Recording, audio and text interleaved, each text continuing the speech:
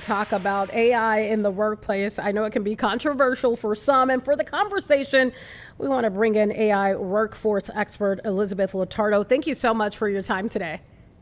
Thanks for having me. Well, let's talk about this because I think it's really interesting. There's an article that came out today, and it says Accenture plans on exiting staff who can't be reskilled on AI amid restructuring strategy. When they're talking about reskilled on AI, exactly what does that even mean? It's going to look different for every role, but I think it's important here to read behind the headline.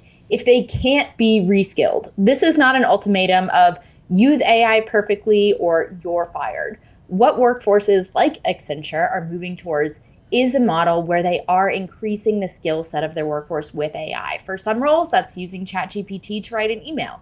For others, it's using the capabilities of AI to analyze data. It's important to distinction between each role and just the how the company is moving forward as a whole. I know a lot of people that use AI, Chat GPT, things like that, and they're trying to, they use it for things to kind of ease up on the time. When you only have so many hours in a day, sometimes AI can help write an email, like you said.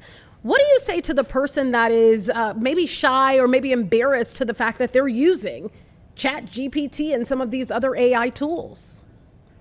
I think this is a mindset shift, and that probably happened with the internet too. It's kind of like shameful or dirty to use this technology. But what we know is that this is a massive time savings. Whether you're using ChatGPT to write an email, whether you're using it to help you on a PowerPoint slide, I just used it to make a scavenger hunt for my toddler. The capability is there, and it's silly not to tap into it. What do you say to people? Because we are living in a time where there is, I would say, some trepidation about, AI and all of these new things that are coming online about using it to increase their skills. What are some ways that you would say people should maybe kind of like dip their toe in the water, so to speak? You can start small. Like we said, use it to make a meal plan. If you're worried about using it at work, try and use it in your personal life. But the answer to being a little bit nervous about AI is not shy away from AI and don't use it.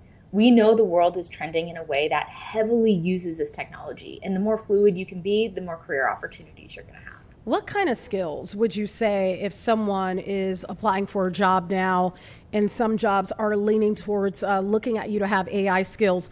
What kind of skills can you learn from AI now to really prepare you ahead of, because AI is here, to prepare you as we move more into this? Some basic prompt engineering skills, how to put a good prompt into ChatGPT to get the output you're looking for. I would add to that the ethical considerations, and you sort of alluded to this, knowing when to use these tools and that they aren't perfect. And there are some ethical considerations to have when you're using these, and they're not going to be the best tool for every single job. So knowing not just how to use the technology, but why and when is equally as important. What do you say to that employee that's worried about being replaced with AI? I've heard people say, well, I don't want to go on Chat GPT and tell it this about my job because essentially it's learning my job and then it will replace me. What do you tell people about that? Because that is a real fear for a lot of people right now. That's valid. And unfortunately, you're not going to get a don't worry out of me. That is a legitimate fear. You will not be replaced by AI, but you might be replaced by someone who knows how to use it in your role. So safeguarding all of your details, you certainly don't want to upload, proprietary information to ChatGPT, but putting a lockbox on your entire job is not going to protect you from the future. Your employer, the executives at your organization, they know this technology is out there. The question now is, do you know how to use it, or do they need to find someone else who does? Good point. Let me ask you this part of it. Is it fair or even ethical for companies to lay off workers who can't adapt quickly to new tools? And the reason why I ask that is because, for example, I'm sure right now my mother is retired, but if she were back in the workforce, and I've talked to her about this, she's not going to adapt to use AI. So would it have been fair, or is it fair for some people out there that are not interested in learning AI? Is it ethical or fair for a company to lay you off if you are in that category?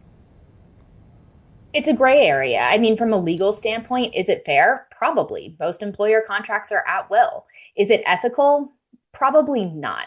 The emphasis needs to be on creating opportunities, not ultimatums. So we don't want to see companies going out there with, if you don't know how to use AI, you're fired. What we do want to see is opportunities for someone to reskill themselves, to learn, to gain these skills sponsored by their employer, and be ready to meet the future moment of their job. So big gray area, but I think the onus is on the employer to create those pathways.